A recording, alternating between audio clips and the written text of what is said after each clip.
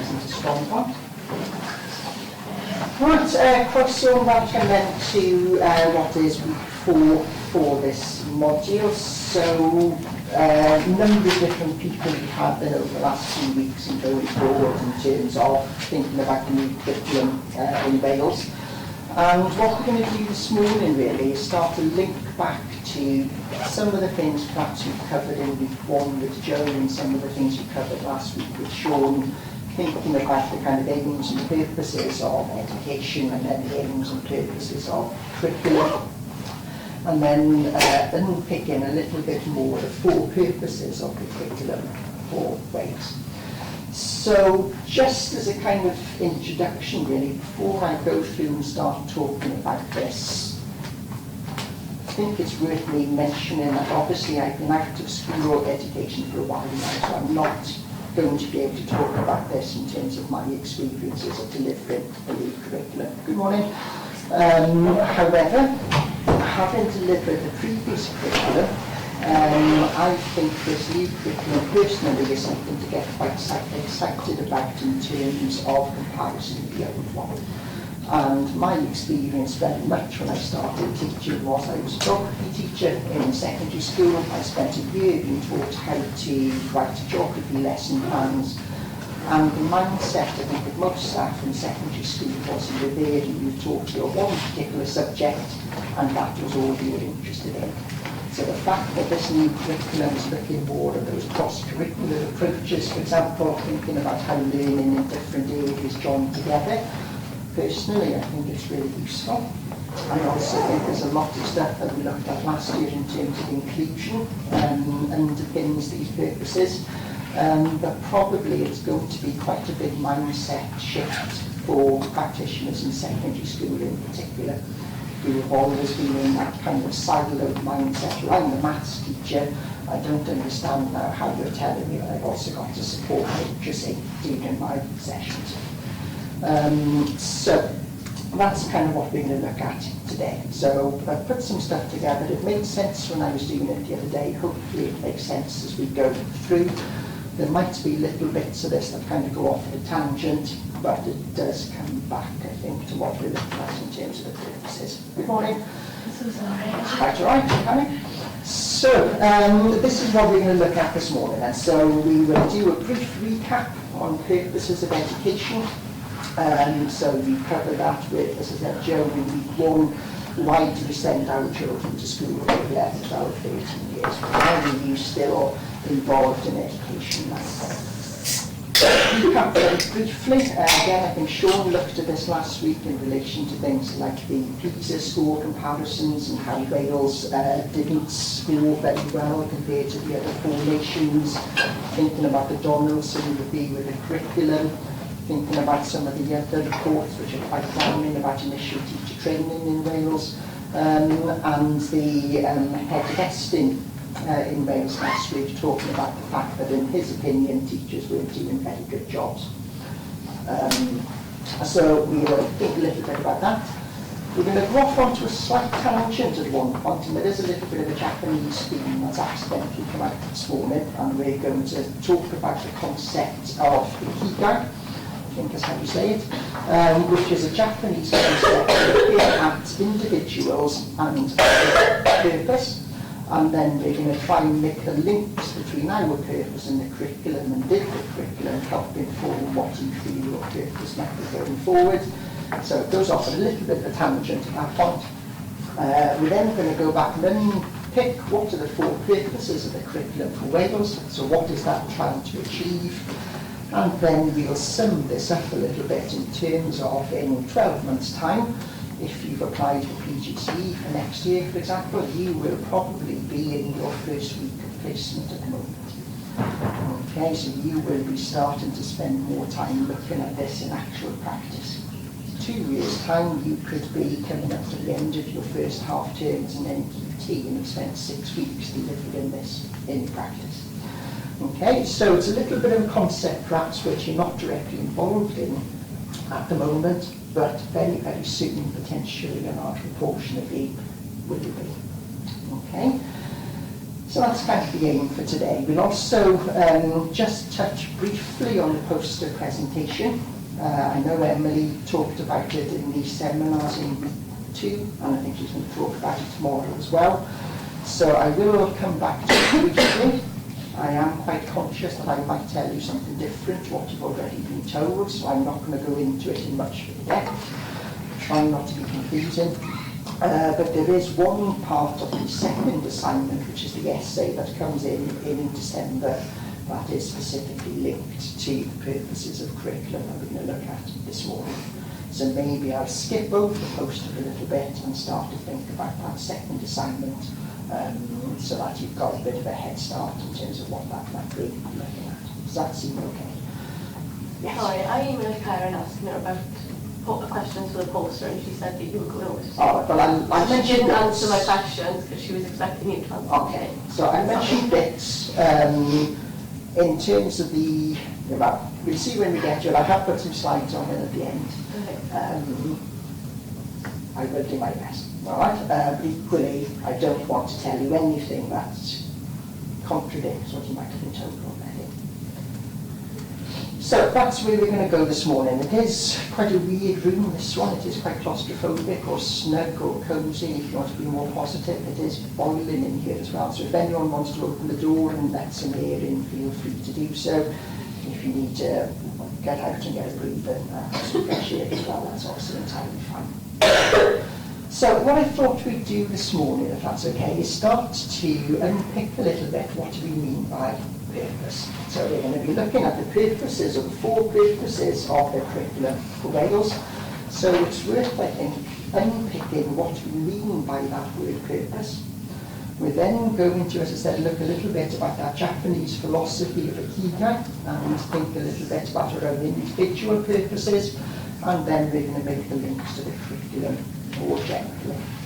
So, looking at some examples of definitions of purpose from Google the other day, these are some of the things that come up. And I think when we look at the purposes of the curriculum later on, there is a lot of crossover in terms of some of these. So when we're thinking about purpose, for example, it's the reason that something exists. Okay, so the curriculum for Wales has a purpose, it has a point, it has a reason before it's been put together. Purpose might also link to an intended aim or goal or outcome. So the purpose of the curriculum as a thing, has a purpose. Students going through and learning that curriculum will also meet long-term aims and goals as a result. Also helps to create meaning and a sense of direction. So one of the key things potentially in terms of the new curriculum for Wales is the fact now that teachers have more autonomy and scope to design a local version of the curriculum, rather than having a standardised national curriculum. So there are still things that all schools have to cover, but we can now make it more targeted and tailored to our individual communities and the learners that we work with. However, there is still a sense of direction and a path that we need to follow in terms of what the content might be, for example. Also then links to longer term goals, and one of the key aims we look at a little bit later on is about that lifelong development as a result of engaging with the curriculum. Okay. Purpose might talk a little bit about being meaningful, having a positive mark on the world, and also links a little bit to goals we may have and how those goals are informed. Okay, so purpose itself then has all sorts of different definitions, but thinking about some of the key words on there, it's the reason, it's an intended goal, it's a path that we're going to follow, it gives us a sense of direction, there's long-term goals, it's meaningful to people, it help people make a positive mark on the world, however we conceptualise that, and it influences our character, it influences who we are and what we think and how we behave. So quite a lot of things that fit in there.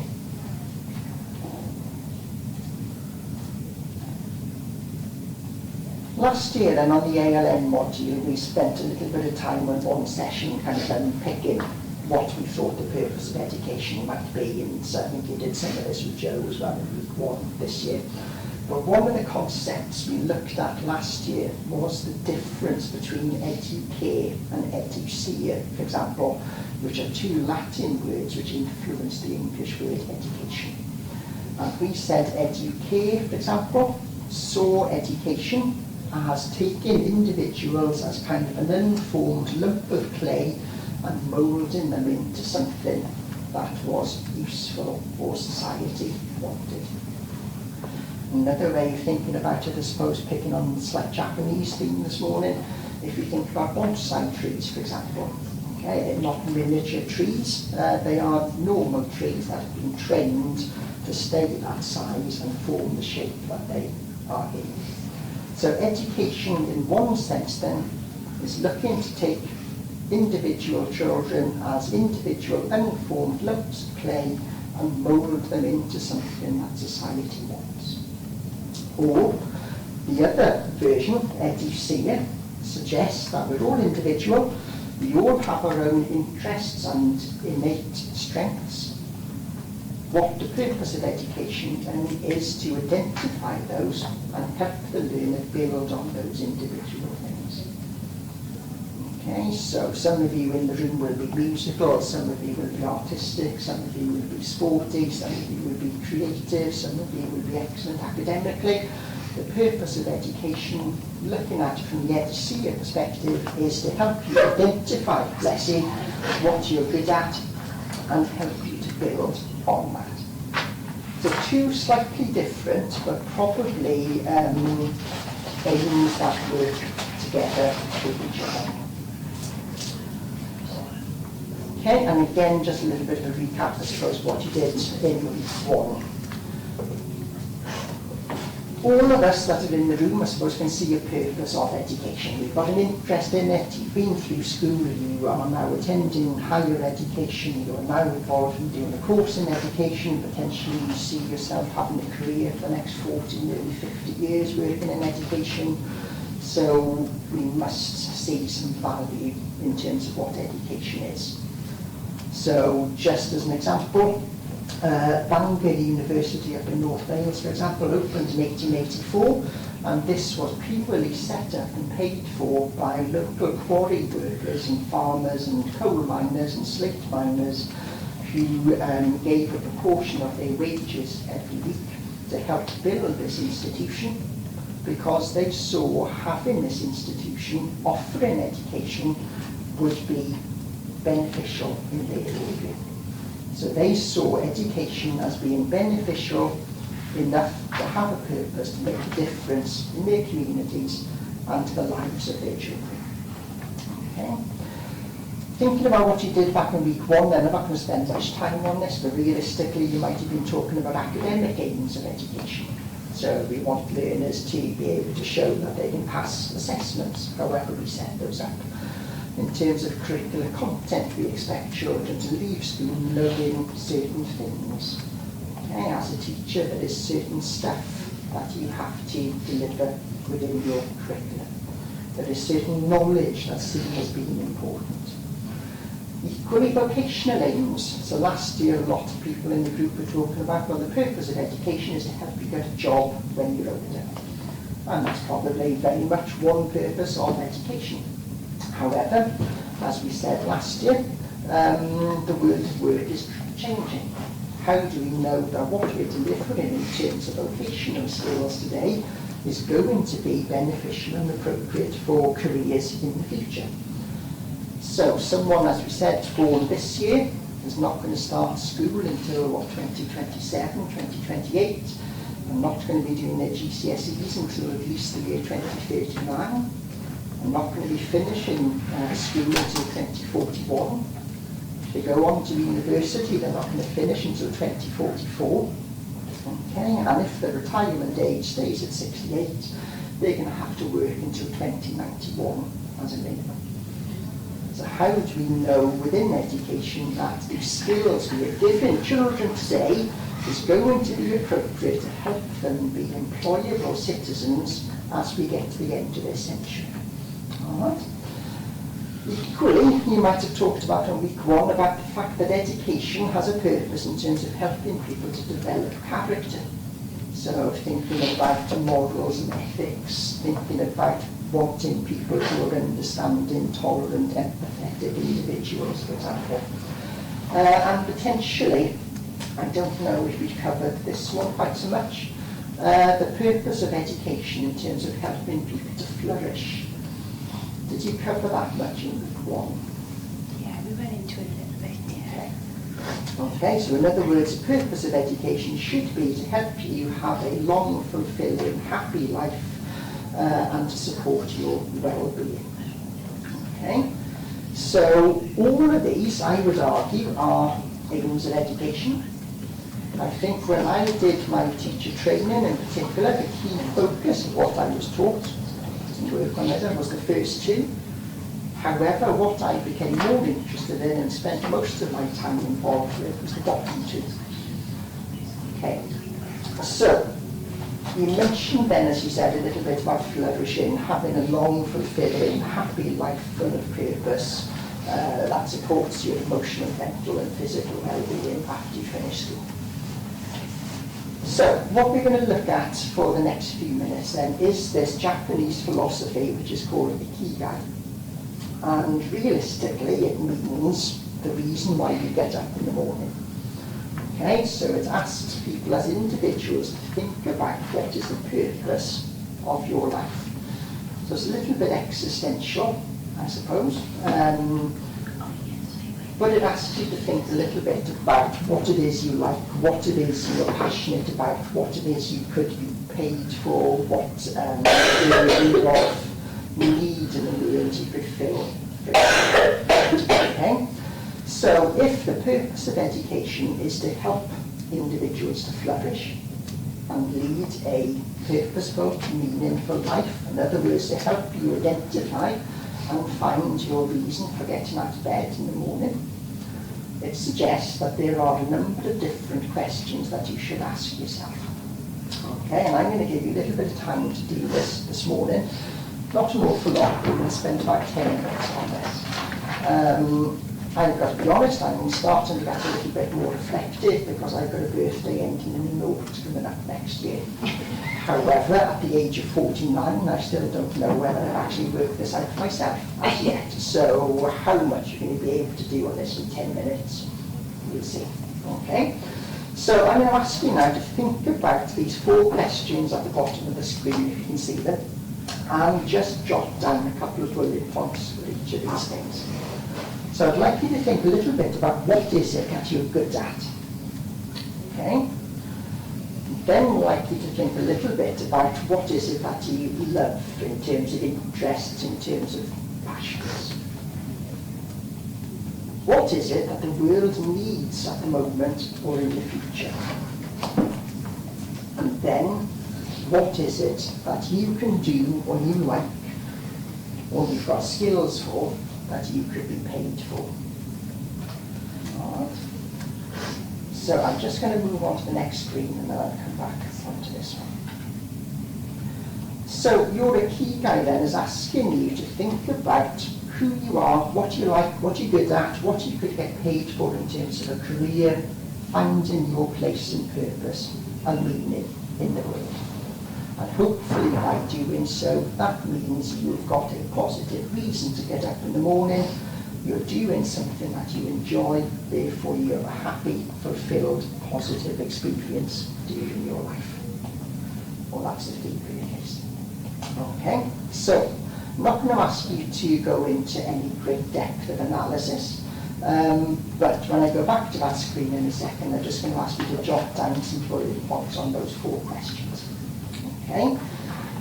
And in particular, I'm going to show you a diagram on the next screen. I apologise, this is a bit of jumping about in terms of visuals.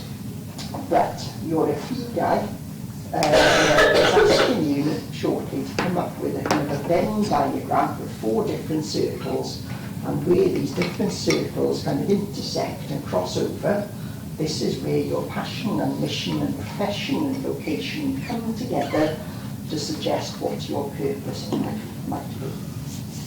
Okay, so it's quite deep for 20:11 on Wednesday morning.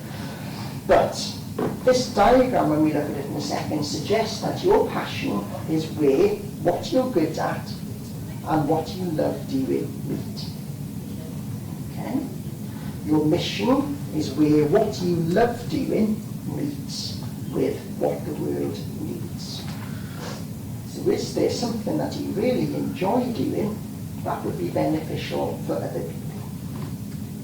Your profession then is where what you're good at and what you can get paid to do meet. And your vocation, your kind of purpose, is where what you can get paid to do and what the world needs meets.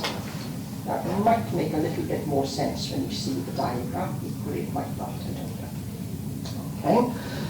If you're able to get onto the module on Canvas, on the overview page for this week, there's a document on there, I think I'd called it Blanket Key Guide Template, or something like that.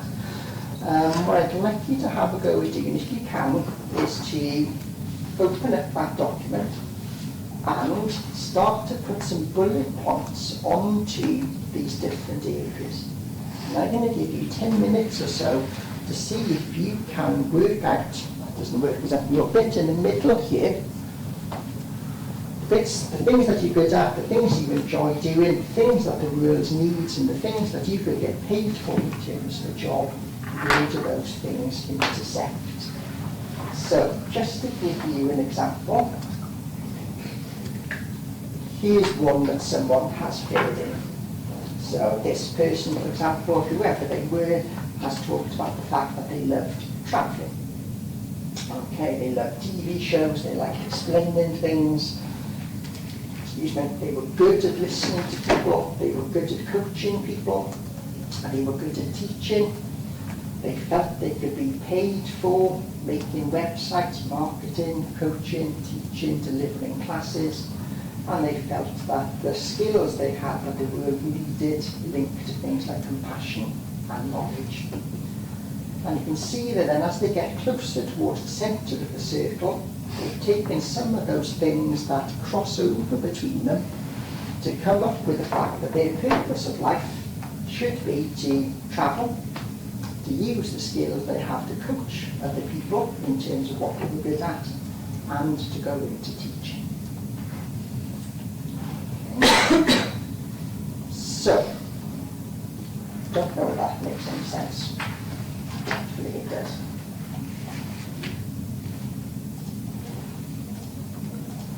As I said, what I want you to do then, first of all, is just to jot down some points linked to those questions at the bottom there. What is it you're good at? What is it you're passionate about, you love doing, you enjoy doing?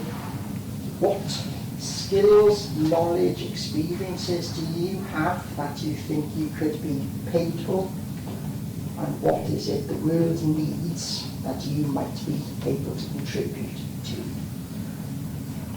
And as I said, this philosophy suggests that if we can get all these things kind of aligned, you come up with an individual purpose and meaning for your life, which means that flourishing element of education has been met. In other words, you are in a position where you are doing something that you enjoy, you have a purpose in your life is meaningful, your life is positive, and as a result of having a meaningful, positive life, you are happy, fulfilled, and have a sense of well-being. Difficult, as I said, to kind of work that out in 10 minutes. 49 years on the planet, I still haven't worked that out. Right, let's just see kind of where we go with it. And then if you're able to, and you're happy to do so, this may very well be something very personal to you, but what I'd like you to do, if you don't mind, is to share your thoughts onto that Padlet that's on their board. So the QR code should work. Equally, that hyperlink on the slide, if you've got that open, should work as well. So if you don't want to put your name onto these, that's entirely fine.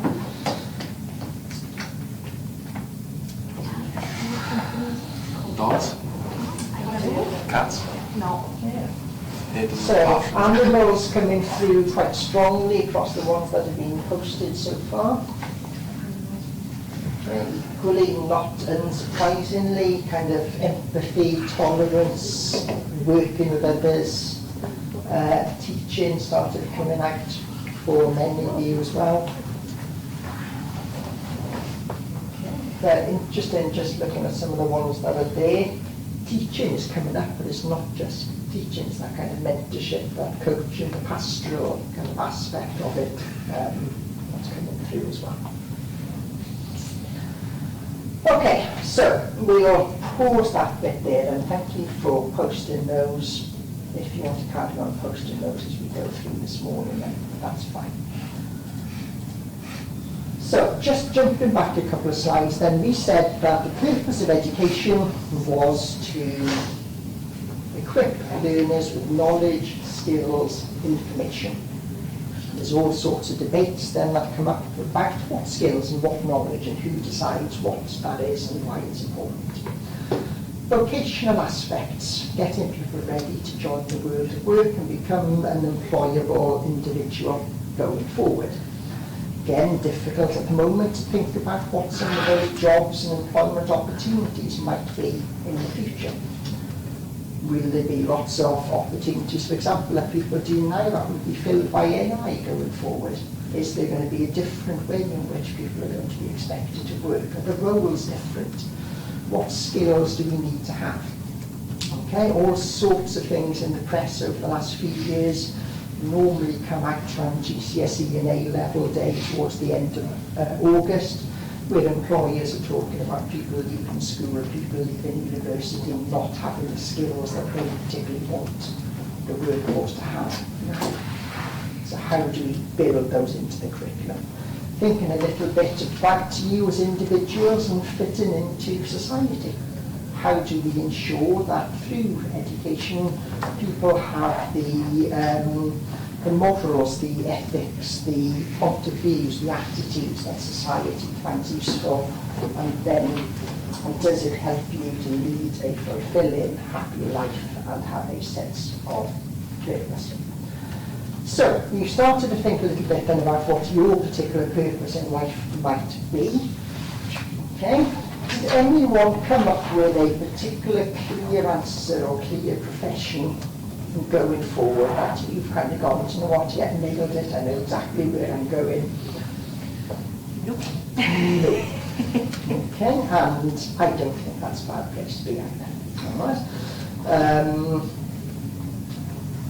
Thinking about what you've just done on the exercise though, if one of the purposes of education is to help you lead a flourishing, fulfilling life, thinking about your experiences in school or college, uni, and what you've learned up to this point, has any of that impacted upon the answers that you came up with?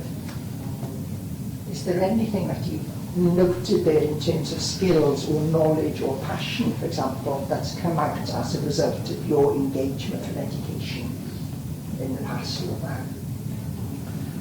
Are there things that have come out that have been built on because school gave you the opportunity to take part in something? Okay, so thinking about the purpose of education then, I think you've all identified things you're good at, skills, competencies, knowledge. You've all identified passions, things that you enjoy. Okay, in some cases sport, music, in some cases dogs and squirrels, but potentially some of those are impacted by the experiences you've had through school. And you've started to link there a little bit, right, what can I do with what I like and what I know to get a job going forward and you enjoy doing? So to some extent at least, if flourishing is an aspect of the purpose of the curriculum, then quite a few people will nod in even slightly. At that point, I would suggest that the curriculum you've gone through has helped to flourish in some way. Right, so moving back then to think a little bit now then about the purposes of the education, purposes of the curriculum for Wales. So I know Sean showed some slides last week that pinched some of the visuals off some of them. He kind of talked a little bit about the 6 areas of learning and the 4 purposes of education and so on. But I think it's just worth, again, before we go into that, kind of unpicking why it's important that we have these purposes. Okay, and I've picked out some key words on here. A lot of these potentially do link back to those 4 definitions we had on that first slide about pathways and directions and outcomes and so on. So, why do we have purposes underpinning education and the curriculum? Why are these purposes shared with practitioners, with families, with learners? Okay, it's that common mission.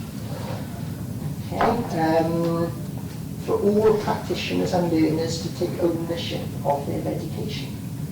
Lots of research which shows, for example, that those teachers who get given the opportunity to drive their own curriculum and practice in the classroom are happier teachers, who are more confident in what they deliver, who are more effective practitioners. So having the chance to build the curriculum around your local community and the learners you work with potentially gives practitioners greater ownership of what they're teaching.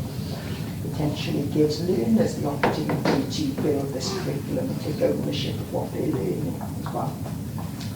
Key one, thinking back to talking about inclusion last year, clarity about aspirations. The importance of all practitioners having high expectations and aspirations for all learners, and that all learners have these high expectations and aspirations of themselves, regardless of who they are or their starting point, what community they come from, where they live, for example. Thinking about the longer term outcomes. Lots of research in education over the last few years talking about the curriculum becoming really narrow, about teachers, especially in Key Stage 4, kind of reducing the breadth of the content about what they're delivering just to get people to pass the assessments at the end of it. All sorts of debates about dealing GCSE, for example. Are we teaching a broad balanced curriculum, or are we teaching learners to pass the GCSE exam at the end of it? Are those two different things? Should they link together, or have we gone too narrow? Although schools can kind of build their own curriculum, there is that consistent point of reference. There are the 6 areas of learning, there are these statements of what's important. So we have to bring those in, but we can contextualise it in some way. So schools might be tailored and delivering something that's specific to their community, but they haven't gone off on a total tangent to everyone else. And they're delivering consistent themes in a contextualised way. Regardless of whether you go to school in Cardiff or Wrexham or Bangor or Aberystwyth or Welshborough, the curriculum you might be receiving might be more tailored to your individual community, but you're still coming out with the same kind of broader outcomes as a result of that. Thinking about priorities, and those of you that have been working in schools over the last couple of years, thinking about the ongoing impacts of COVID, for example. Have a lot of the priorities of schools changed since then? Is there a lot more of a focus on well-being and mental health and emotional support and the pastoral side of education compared to delivering the stuff, the knowledge, the things, the facts, the figures that are part of the curriculum? Okay. And then 2 other key areas then that kind of linked: developing teachers further and also ensuring everyone is accountable and everyone has the opportunity to drive improvement.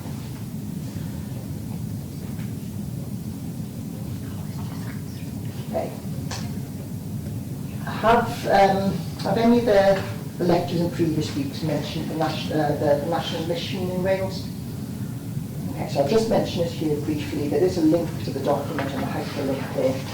So we talked a little bit earlier on about the quarrymen in North Wales paying to set up Bangor University because they felt education was important. Welsh Government then initially back in 2018, and this has been updated this year as a result of the ongoing impacts of COVID, talked about in Wales, education is our national mission. So in other words, a lot of importance has been placed on education to drive future development, happiness, well-being, employment, economic growth, well-being, civilised societies, for example, in Wales.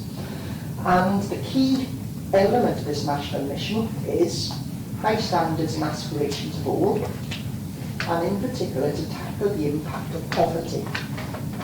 Okay, so we'll have touched upon this in previous modules, for example, thinking about the impact of poverty on people's ability to engage with the curriculum and learn. Okay. And as I said, all learners, regardless of their background, so whether you live in a £1 million house in Pontcannon in Cardiff, or whether you come from a Gurnos estate in Tydfil or Caerleon Park estate in Wrexham, we should have the same aspirations and expectations for you, regardless of who you are and where you come from. Okay. All sorts of debates again in the news in recent years about aspirations of families and whether families live in poverty, of having enough aspirations for their children. My opinion in recent years is the government has spent a lot of time blaming families. It's quite difficult to have aspirations and expectations when you are struggling to make ends meet in terms of when the food bank will let you go back to get your next section of food, whether you're thinking about whether you can feed your kids through the summer holidays. A little bit easier to have those aspirations potentially when your parents can pay £50,000 a year to send you to them. Okay, so national mission for Wales, education is important. Education is a tool, a driving force to help overcome poverty, help ensure people have the knowledge, skills, experiences, understanding to fulfill their ikigai, I suppose, to go on to be happy, healthy, confident individuals who have a purpose in life.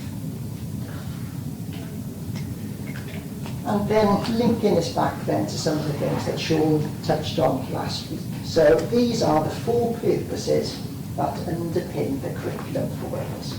This is what the curriculum for Wales, so the curriculum in terms of the content, pedagogy, how do we teach it or deliver it, assessment, how do we evaluate it. This is what we are sending our learners to school for in Wales and what we hope they will be at the end of it. Okay? So all learners, regardless of need, regardless of background, regardless of where they live, regardless of where they come from, should be ambitious, should be capable, and a key point, ready to learn throughout their lives. Okay? Learning doesn't stop when you leave school or college or university. We want all children in Wales to be enterprising, creative contributors. We want everybody to be able to play a part in life and to play a role in work. Okay. We want children in Wales to grow up to be ethical, informed citizens of Wales and the world.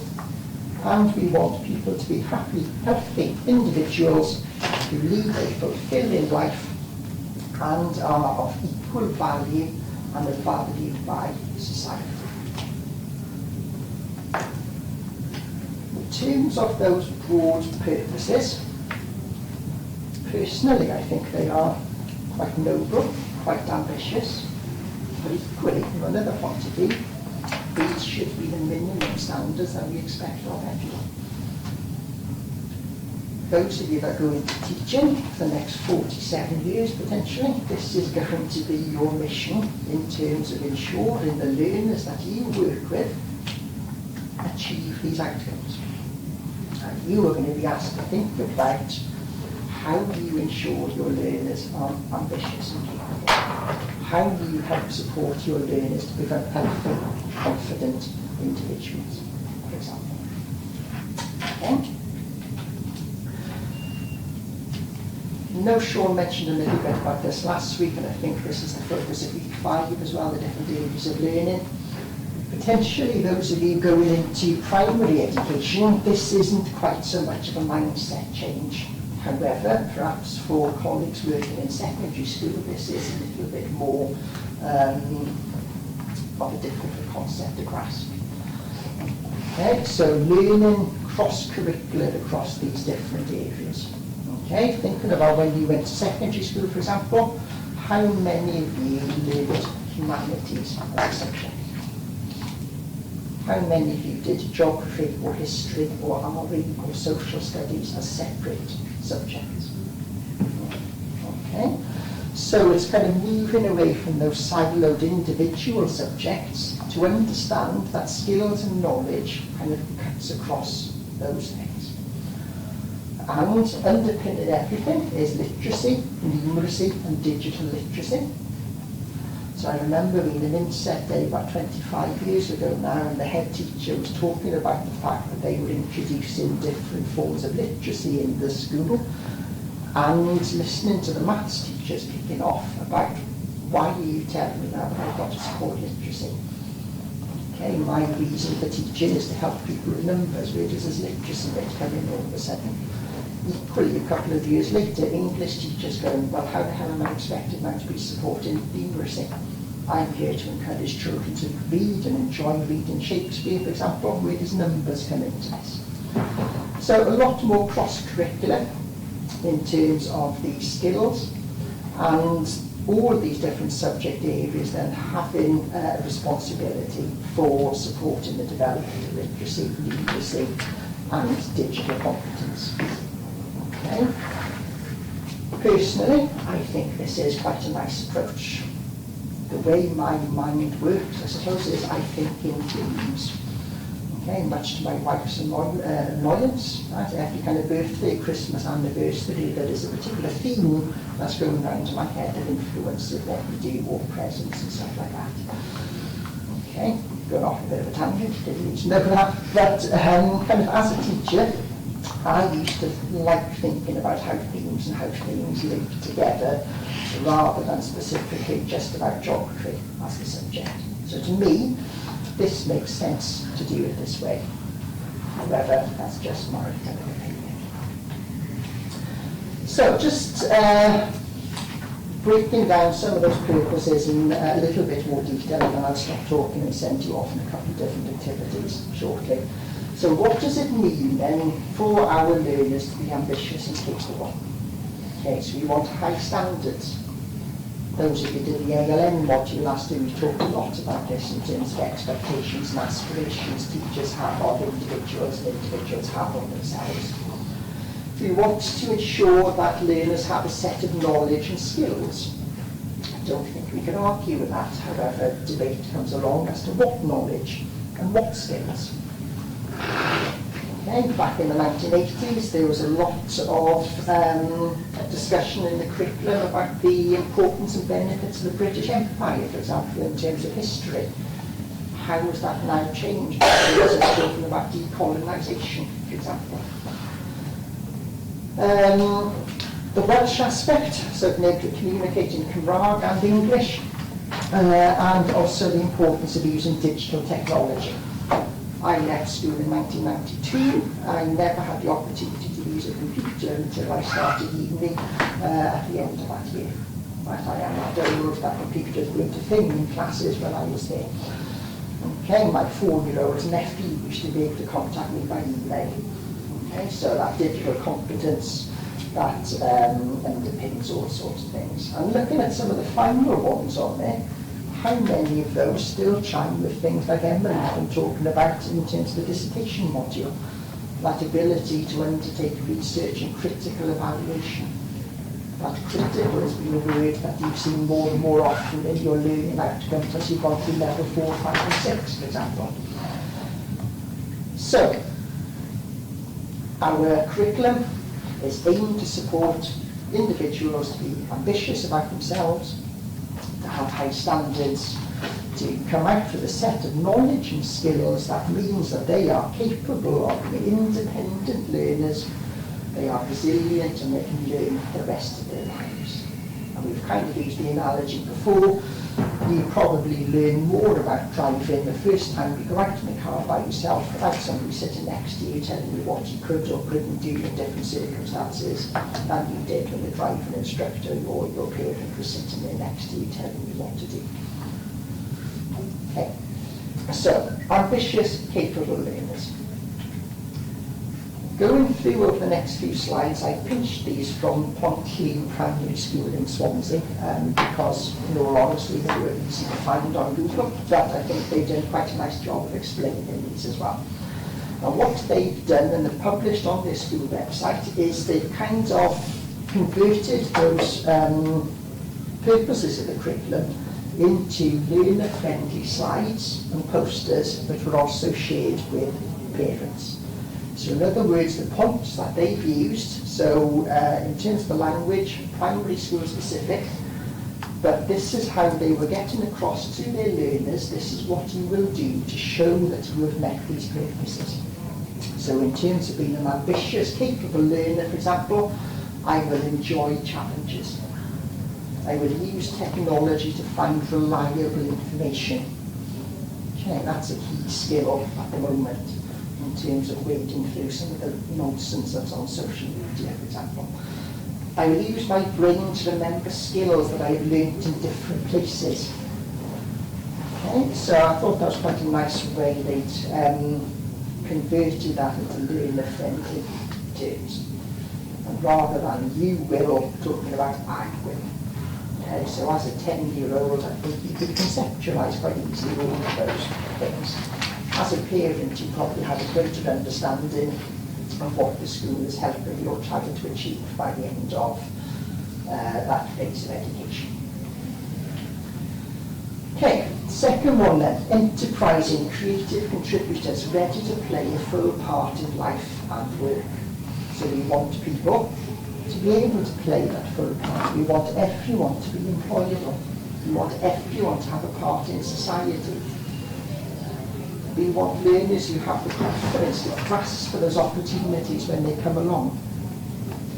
And again, I think as you get older, one of the things, unless you've done something catastrophically stupid, you tend to regret the opportunities you didn't take rather than the ones you did. Alright, so as I get older, I do have a slight regret about not spending a gap year teaching English in Japan after I finished university, which I was offered a place to do, because I didn't have the confidence to go off and do it. Slightly regret the opportunity to not go and teach geography in Bermuda, which I got offered a job many years ago to do, because I didn't have the confidence to do it. Okay, not unhappy where I ended up, but in terms of thinking about some of those missed opportunities, if I had more confidence at the time, would I have grasped those? Thinking about things when you were in school, oh, I'd really like to have got involved with the rugby team or the drama club, but you didn't feel confident enough to do so at the time. Okay? Trying to ensure that all learners have got that confidence and the opportunity to get involved. Okay? Again, they've kind of put this into a child-friendly way. Okay, I make the most of every opportunity. When I see a problem, I try and think of a way around it. Those of you did the ALN module last year, if you think back to that video we showed about a teaching assistant for Down syndrome girl in Australia, where the teaching assistant did things for her rather than giving her the opportunity to take part and get involved and solve those problems for herself. Ethical informed citizens, so a little bit more of a broader scope. This one, I suppose this is to do with kind of the attitudes that we want learners to come from school with in terms of the attitudes they're going to display as adults. Okay, so we want children who are able to evaluate and use evidence to inform their opinions. In my opinion, Twitter or X or whatever it's called today is quite a dangerous place in terms of some of the stuff that's posted on there. Okay, thinking about people like Lawrence Fox and Russell Brand, for example, and some of the crap that they spout in terms of opinions about what's right or wrong, and the people who kind of take those on board and act accordingly. Okay, so encouraging children to understand where information comes from and how we use that information and how we can verify whether it's true or not, for example. Thinking about engaging with different issues. Okay, now you're all a lot younger than I am, and I think the world is a very complicated place at the moment. Thinking about things like conversations around sex and gender, for example, okay, can be quite challenging. Okay, so getting children to understand some of these concepts. Key one, thinking about considering the impact of their actions on themselves and others. So partly to do, I suppose, with that kind of moralistic, what's right and what's wrong, But again, how many times have you seen people doing something and talking about, well, that's my right, I can do that if I want to, without necessarily thinking about the responsibilities that they have as well, or how their right to do something impacts on the rights of other people not to have to be impacted by it. Having an understanding about cultures and communities, okay, knowing where you come from, okay, respecting the needs of others, and how important is this for you going forward? Commitment to sustainability. Probably a key concept that's going to underpin a lot of the curriculum in all sorts of different ways going forward. Okay, so we want children to leave school with a set of attitudes, which means that they are going to be ethical, understanding, tolerant adults, which will form the society that we want. Okay. Again, putting the kind of child-friendly speak, I would know about Wales, and I would know where Wales fits into the world. I would know about how I do something, how this impacts other people. And then finally, a lot to do with the healthy, confident individuals, and that ikigai bit, who are able to lead fulfilling lives as valued members of society. Okay, so knowledge of diet. Yes, I've got the right to sit to my sofa and not move and eat 25 packs of quavers if I want to, but I understand what the impact is going to be on my mental and physical health as a result of doing that. I know getting up and going on my exercise bike at 6 in the morning is quite painful, but I know it's going to be beneficial for my longer term mental health and well-being. Okay, so a couple of key things that stick out there as well: resilience, independence, having the knowledge and skills to lead an independent life. Also recognising that that level of independence might be different for individuals, but for people to be as independent as they can be. Okay, and I'm just going to be really annoying now and go back the opposite way. Thinking back to those purposes we saw earlier on, the academic, the vocational, the character, and the flourishing. And we see how those kind of purposes, the curriculum for ways kind of link to this as well. Okay, do those ambitious, capable learners link to the academic knowledge and skills? Does the enterprising bit where people are expected to play a full part in the world of work, does that link to the vocational part?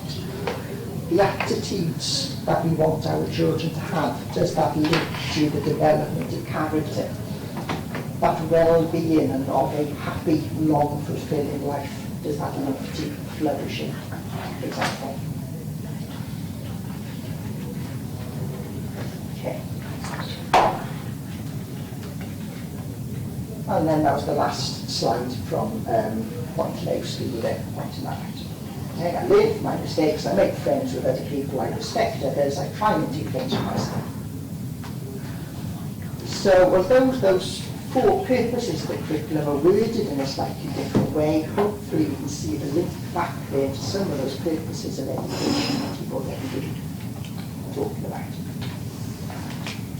Right, I'm going to give you a break from my voice for the next 10 minutes. So I'm going to ask you to do this in pairs or small groups or as a table or however you want to do this really. We've got another Padlet on here, and what I'm going to ask you to do is two tasks. This is the first one. I'm going to ask you initially to go back and pick one of the four purposes of education. One of the four purposes of the curriculum for Wales, so you can go back and take a look at one of the slides from the primary school, for example. And what I'd like you to think about is, for whichever purpose you've chosen, as a future practitioner, as somebody who is working in the TA role in school at the moment, for example, and this is part of your practice, how could that purpose be embedded within the curriculum? So it's quite difficult to think about and put all of that into one topic or one lesson, for example. But if in 12 months' time, it is your growing responsibility to ensure that the 35 learners in front of you leave education as enterprising individuals, how might you start to build that into their curriculum? Does that make sense? That makes sense.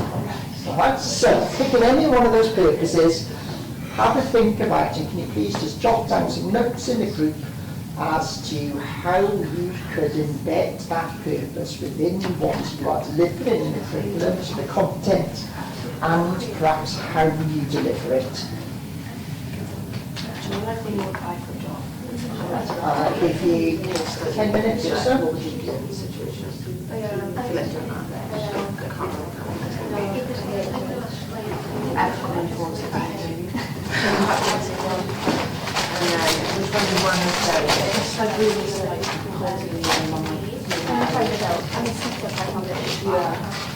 Impact of their actions,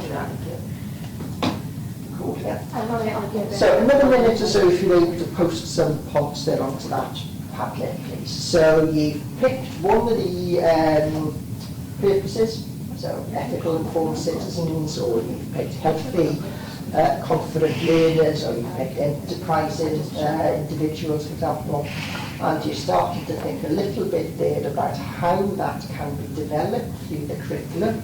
In other words, the content, the stuff that you're delivering, and also you might start to think a little bit about it in terms of pedagogy, how it's taught as well.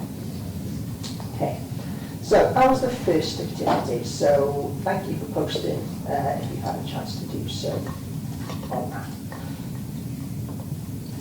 What we're going to do now then is a similar activity, but we're going to flip it a little bit. Alright, so again, just picking a school at random.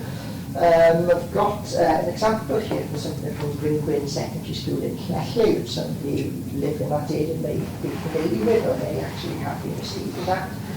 And if you click on this hyperlink, it takes you to their homepage. And if you click onto the Year 7 overview, what you've got here now is autumn term, so their kind of broad theme of work for what Year 7 learners are learning at the moment in Green School in Llanelli between September and Christmas in terms of these 6 areas of learning. So you can see here, for example, for each of these areas, so humanities, the area that they're looking at is doing Dwli at Llanelli. Right? I love Llanelli. And they're looking at things to do with the geography and the history and the culture of the area. In terms of the kind of science aspect, they're looking at the big ideas of the evolving world. So how computers have changed, how medical advances have happened, and the impact those have had. In terms of maths and numeracy, they're thinking about mastery of number. In terms of languages, they're thinking about identity. And they're looking at that through exploring literature. In terms of the expressing arts, they're looking at exploring opposites. And then in terms of health and well-being, they're thinking about fitness and their individual engagement with fitness. And then they've got some examples of different extracurricular activities that people might be able to get involved with to help support their development through those areas. So the second thing I'm going to ask you to do for the next few minutes is, if you're able to click on that hyperlink, take a brief look at that page. So it doesn't give you an awful lot of information, but realistically 11 and 12-year-olds in Green School in Llanelli at the moment are looking at these things. So rather than saying in English we're doing that, in geography we're doing that, in history and doing that, it's been grouped together into those areas of learning and thinking about how those kind of subject areas would be developing these aspects. Okay, and they've called them the big ideas. So what I'm asking you to do for the second one then is to pick any 2 of the big ideas that are on there. So you can do about Llanelli. I would pick that one because I'm a previous geography teacher, and said that's the one that makes the most sense to me. So pick in your groups any two of those ideas, and what I'd like you to do now is make a link to how that is underpinned by the four purposes. So the previous activity, you were looking at the four purposes and asking you to think about how those would inform what's taught. This time is kind of flipped it the other way, if that makes sense. So you've got an outline there of what the learners will be taught in that school, and what you're looking at this time is, can you see where the links to those four purposes are coming in? Hopefully that makes sense. Kind of does in my head. So, if I give you 5 or 6 minutes or so to pick one or two of those areas, looking at what learners are expected to develop across those areas of learning that you've chosen, can you see where the links to the four purposes are? And again, if you are happy to post your initial thoughts back to that previous Padlet that you were looking at.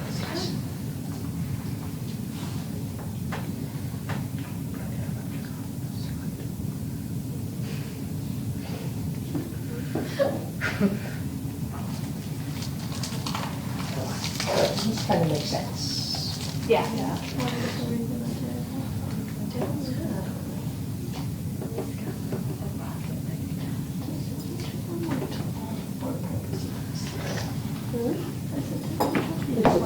Dogs and scripts.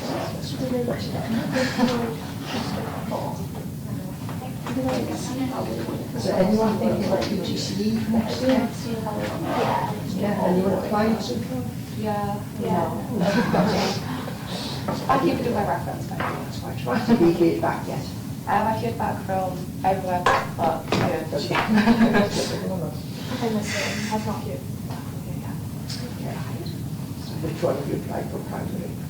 Primary and Marshall and English. So I haven't decided. do you know if you do UGC like in weeks?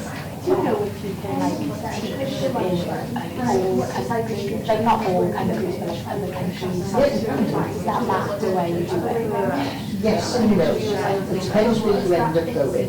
Yeah. So, for example, there are some countries that will take a home English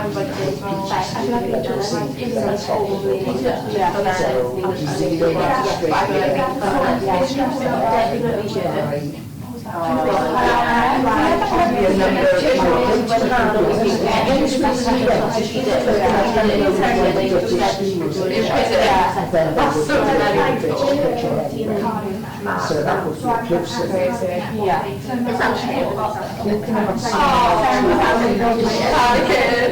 He used to be an English teacher in China, came back to North Wales to do education and do PGC, and then gone back to China to teach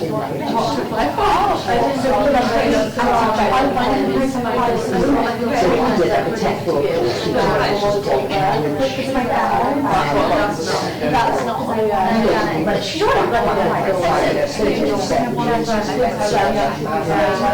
English. China got stuck over here due to COVID and decided to do a PGCE. I think I'm more Because and I think specific to language do to China. So like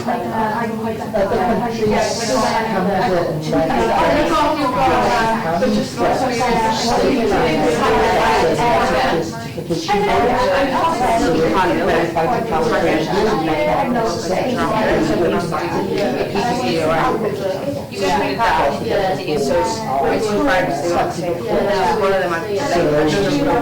in some cases, you take when you're PGCs this way. In some cases, you're asked to do kind of the top way. She was like, I don't want to get a contract yet. I don't want to be. She goes, she's very happy. Yeah, whereas you, like, I'm in a bit. She could just be the more she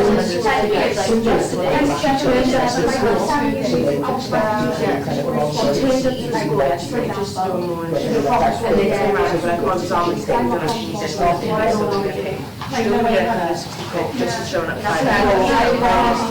That's what she was like. I just know I want to go somewhere. That's what she said. It's sad. They offer you that to be able to like I've got some plans to do. On Friday, I want to work Friday. There's so many and she's like, whatever. Like she was or whatever. And she was like, I'm 21, like I don't want to be tied down into a job. I know she's still doing her contracts to get her, so she's still working at school.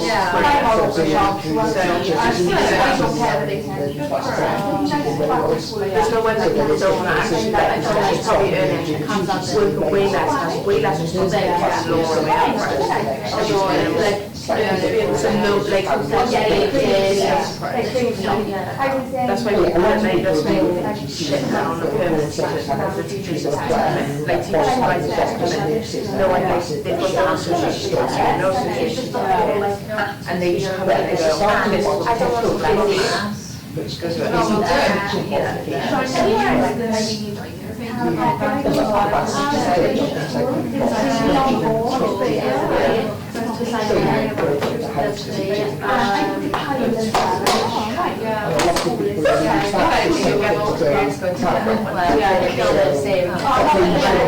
don't want to go back there because I went I want to think no, but I feel safe. Someone can share one area. I've been using my so fast. Just come to our point where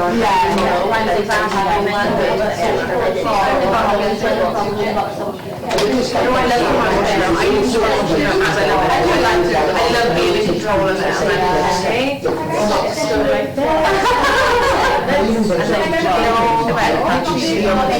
then, you just annoys me. He doesn't really show like you say that and then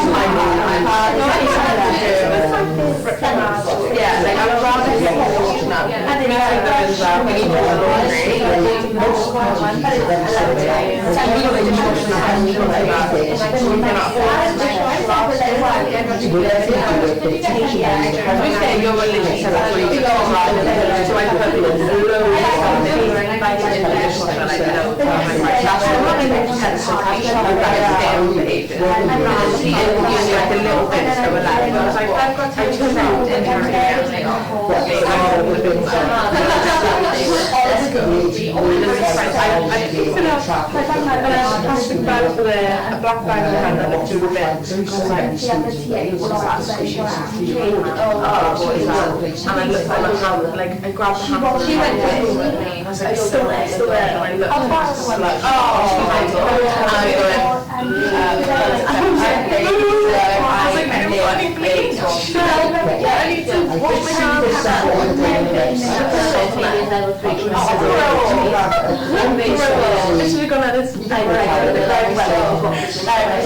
But then go through lots of products and the temperatures and the garden.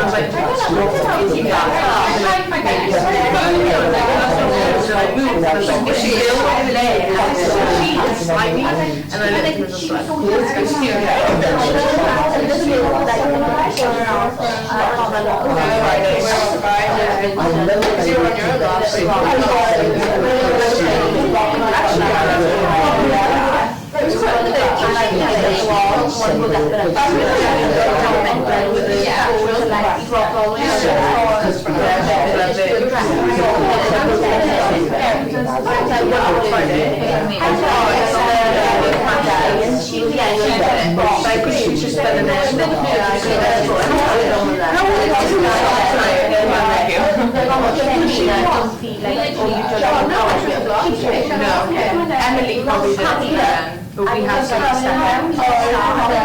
She was head of the maths for the education and maths course. She was nice. So, hopefully if you've had the chance to kind of post on there, so what you've done over those two activities then, in one sense you were looking at the purposes and thinking, how could I fit that into the curriculum? How could I teach something, or what might I be teaching to ensure my learners are confident and resilient and healthy even? Or the second one you did, you kind of looked at it the other way round and you'd seen those big ideas in a secondary school and gone, right, in humanities they're teaching about Llanelli as their local area, how might that link back to the purposes of education?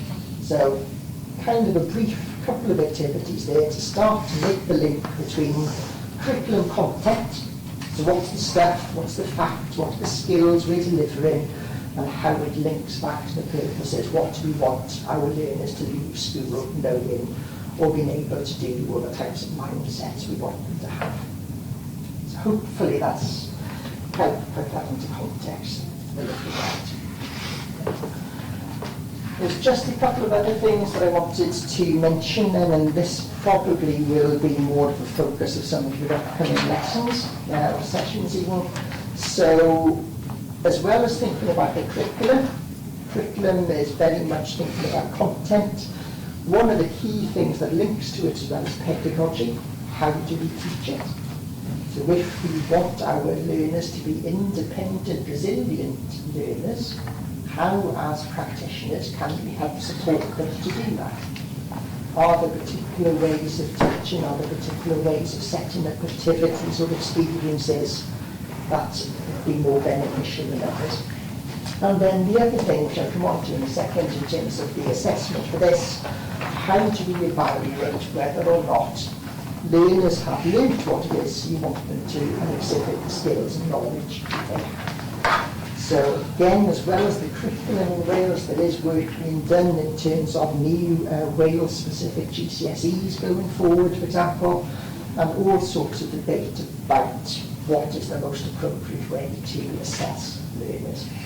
So thinking about your own experiences going through university, have writing essays been an appropriate way to assess what it is you know based on what you've learned in modules? Have doing presentations, either individual or group presentations, has that been an appropriate way to assess your knowledge and to give you the opportunity to show what it is you know? Okay, so I think some of the sessions coming up in the future, there is going to be one focusing on pedagogy, how do we now teach the curriculum, and in terms of assessment, how do we evaluate whether our learners have learned what you want them to. Just wanted to give you a couple of minutes to think on these questions really, as in particular this one at the bottom links back to assignment 2 that comes in December.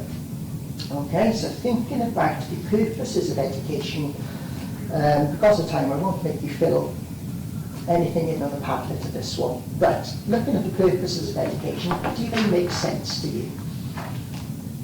Okay, are they different from each other? So one of the things a few people have said, or I've listened into, was how they overlap in some ways. Okay, what do they tell you, if anything, about the curriculum content? One of the reasons that the new curriculum's coming in Wales was because there was dissatisfaction as to what the previous curriculum was equipping learners to be or know. Do you think going forward, this curriculum, or what underpins it, is likely to have a positive impact on learners? I'm not saying that everything is, but looking at the purposes of education, do you think there's anything missing in terms of those purposes? And finally, if you pick this aspect of the module going forward for assignment 2, do you think the 4 purposes are good educational aims? Right, so there's probably a whole module just unpicking what's on that slide there realistically. But anyone got any particular thoughts that you're happy to throw out at the moment? Do the 4 purposes of education, do they make sense? Can you see why they are kind of there? If one of the reasons for getting rid of kind of thinking about individual subjects, but thinking of areas of learning is to make those closer links between knowledge and skills, do you think those purposes link to each other well? Do you think having the ability to be resilient and confident in your learning, can you see how that will inform your ability to take on board that knowledge or skills that you're trying to get across? Okay. So looking at it, my feeling, for what it's worth, is that there is a lot of positives in terms of the new approach to the curriculum and the purposes. I think it sets out to be far more inclusive than what was there previously. I like the emphasis that's placed on well-being and aspirations and so on. However, there is a article that's up on Canvas for this week, which is looking again at this question at the bottom. Okay, are these aims good, however you might define that? Okay, a lot of people are positive about the new curriculum, however, not everyone. And some of the arguments against the new curriculum or the new approach links to assessment. Okay, are we still just trying to get learners to show a tick box set of competences? Okay, are there things that we can tick off and go, yeah, job done, my learners left school because they can do this and they know that? Is that still the purpose of education? Is that the wrong way to go about it? So I will leave that bit for there. Would you find like more secondary school teachers unhappy with it? Because obviously they got to learn other stuff like you said, English teacher learning numeracy. I think anecdotally, staff in secondary school have had, it's been a greater shift in mindset and practice. I think arguably staff in primary school have always taught dramatically anyways, but it's more of a challenge perhaps in secondary, especially if people have been doing it 20, 30, 40 years. Yes. They're going to have to kind of unlearn a lot of what they did before. From now, realistically, new secondary teachers is going to be embedded as part of their practice.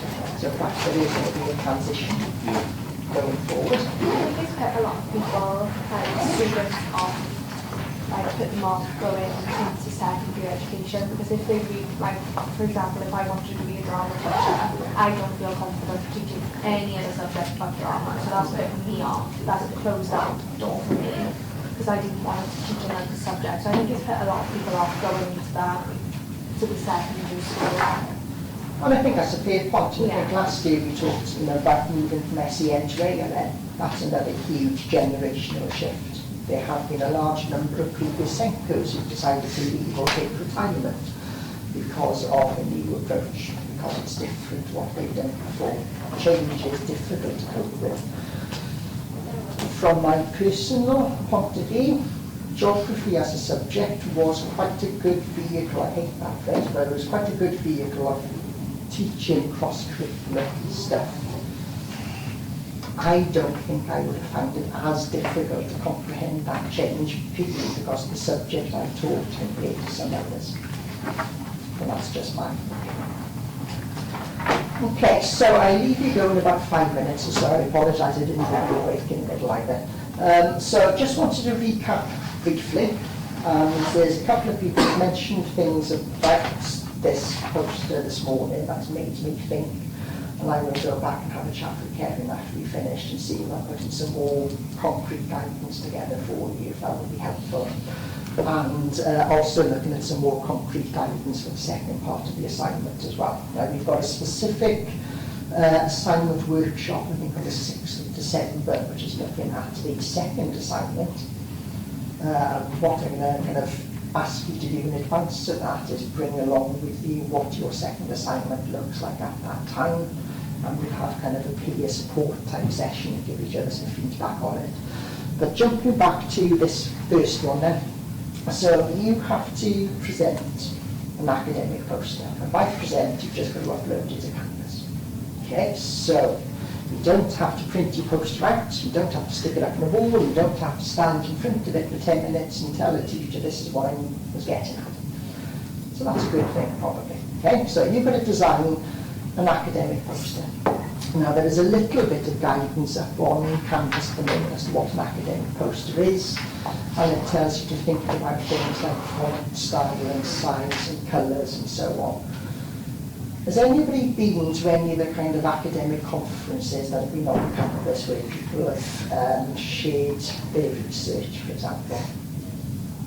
Okay, so it's a very common thing from kind of master's level study upwards, and this is going to link a little bit to what you're doing with the presentation, I suppose, from dissertation module in February as well. Okay, so an academic poster normally is kind of A3 size, which is kind of that roughly. Normally they would be up on kind of different walls going around the room, and people would be there using the posters to give a summary of what they found. So Kevin has said this poster is a 1,500 word equivalent. In other words, you don't have to put 1,500 words onto your poster. Okay? You could do, but that is going to look very busy. The font is going to be very small. It's going to be difficult to get your message across in terms of that. So again, we've picked up on a couple of kind of stereotypical phrases this morning, but think about the phrase, a picture paints 1,000 words. All right, so you will need aspects of text on your poster. You will also have images that support some of your arguments as well. And looking at this the other day, I've tried to conceptualise this in my own mind. I suppose there are 4 key things I think your poster is asking you to do. Key thing for this, though, is the Wales curriculum or Welsh context. Okay? So in terms of this, whatever you're doing, don't talk about curriculum in England or Northern Ireland or Scotland or Canada. Link it specifically to Wales. And what it's asking you to do is pick one possible aim of education. So we looked at those with Joe in week 1, the academic, vocational, character, flourishing, for example. So choose one of those aims, think about why it's important, and how does the importance of that aim link to some of the others. So is there a link between the academic knowledge and skills and the vocational aspect? There's got to be certain skills and knowledge that you need to know before you can be employable going forward. Right? So think about that. Think about how that aim can be built into the school curriculum. So if the aim is to ensure that people leave school with an appropriate set of attitudes, how do we do that? Okay, and also come up with what it says there. As in, I don't know, show 1987, yes. And then a sentence of maybe something that's relating to a picture that we could put on there.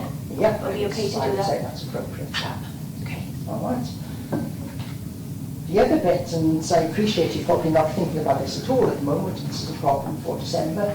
This is the second assignment for this module, which is kind of more of a standard 3,000 word essay. Okay, when we meet on the 6th of December, we will go through as a group and see where people are up to in terms of whatever you've picked for this. Okay, and I spoke to Kevin earlier on, and again I will put some more in-depth guidance for you in terms of how you might want to use the word count that you've got.